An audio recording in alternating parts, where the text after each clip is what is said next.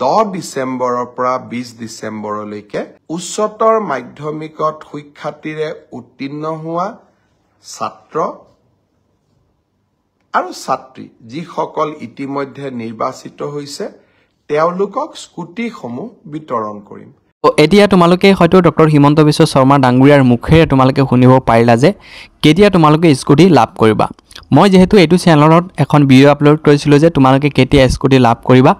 So বহুতে কৈছিলে যে এই ভিডিঅ'টো ফেক হয়। সো মই এইটো চেনেলত কোনো ধৰণৰ ফেক ভিডিঅ' আপলোড নকৰোঁ, তোমালোকক জেনুইন আপডেট দিবলৈ মই চেষ্টা কৰোঁ। সো তোমালোকক স্কুটিটো অহা 10 ডিসেম্বৰৰ পৰা 20 ডিসেম্বৰৰ ভিতৰত কি কৰা হ'ব বিতৰণ কৰা হ'ব। আৰু বিতৰণৰ আগত কি কৰা হ'ব 10 ডিসেম্বৰত চাগে গুৱাহাটীত এখন উদ্বোধনী অনুষ্ঠান পতা হ'ব। আৰু এই উদ্বোধনী অনুষ্ঠান শেষ হৈ যোৱাৰ পিছত তোমালোকক কি কৰা হ'ব ডিলাৰে এই স্কুটি বিতৰণ কৰিব। সো ডিলাৰে স্কুটি যেতিয়াই আহি যাব তেতিয়া তোমালোকক কি কৰা হ'ব কলেজত ডকুমেণ্টছ ভেৰিফিকেশ্যন কৰিব দিব। সো ডকুমেণ্টছ ভেৰিফিকেশ্যন হৈ যোৱাৰ পিছত তোমালোকে কি কৰিবা এই ডিলাৰৰ পৰা তোমালোকে স্কুটি কালেক্ট কৰিব পাৰিবা। সো বহুতে কৈছিলে যে স্কুটি কালেক্ট কৰাৰ সময়ত কি ডকুমেণ্টছ লাগিব বা ভেৰিফিকেশ্যন সময়ত কি ডকুমেণ্টছ লাগিব। হয়তো এতিয়া তোমালোকৰ মনত প্ৰশ্ন হৈ যাব পাৰে, এতিয়া যিহেতু তোমালোকক স্কুটি ডিষ্ট্ৰিবিউশ্যনৰ বিতৰণৰ যিহেতু ডেটটো এনাউন্স কৰিলে, ডেটটো ফাইনেল হৈ গ'ল যে অহা 10 ডিসেম্বৰৰ পৰা তোমালোকে কি কৰিবা যোনসকল ছাত্ৰ ছাত্ৰী তোমালোকে এইচএছত ভালকৈ শিক্ষাৰ্থীৰে উত্তীৰ্ণ হ'ব পাৰিছা বা ডক্টৰ হিমন্ত বিশ্ব শৰ্মা ডাঙৰীয়াই ধুনীয়াকৈ কৈছে যে মেৰিট লিষ্টত যোনসকল ছাত্ৰ ছাত্ৰী তোমালোকে চিলেকশ্যন হ'ব পাৰিছা তোমালোকৰ স্কুটিটো অহা 10 ডিসেম্বৰৰ পৰা কি কৰা হ'ব বিতৰণ কৰা হ'ব।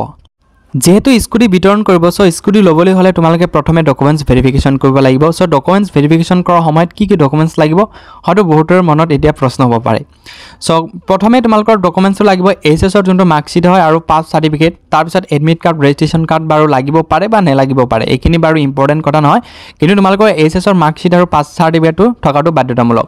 বাকী তোমালোকৰ এখন কি কৰিব লাগিব আইডি প্ৰুফ লাগিব, তোমাৰ আইডি আধাৰ কাৰ্ড পান কাৰ্ড, তাৰপিছত পেৰেণ্টছৰ ভোটাৰ আইডি বা আধাৰ কাৰ্ড এনেকুৱা লাগিব। কিন্তু বহুতে প্ৰশ্ন কৰিছিলে যে স্কুটি কালেক্ট কৰাৰ সময়ত কোনো ধৰণৰ লাৰ্ণাৰ লাইচেন্স লাগিব নেকি। লাৰ্ণাৰ লাইচেন্স নালাগে। সো ধুনীয়াকৈ ভিডিঅ' দি থৈছোঁ যে ড্ৰাইভিং লাইচেন্স লাগিব নেকি। সেই ভিডিঅ'টো যদি তোমালোকে চোৱা নাই ডেছক্ৰিপশ্যনত ধুনীয়াকৈ মই তোমালোকৰ সুবিধাৰ্থে মই ভিডিঅ'টোৰ লিংক দি থৈছোঁ, সেই ভিডিঅ'টো তোমালোকে চাব পাৰিবা। আৰু এটা কথা মন কৰিবা 10 ডিসেম্বৰত হয়তো বহুত ছাত্ৰ ছাত্ৰীয়ে হয়তো একেলগে স্কুটি লাভ কৰিব নোৱাৰে, কিন্তু 20 ডিসেম্বৰৰ ভিতৰত তোমালোকে সকলোৱে স্কুটি লাভ কৰিবা।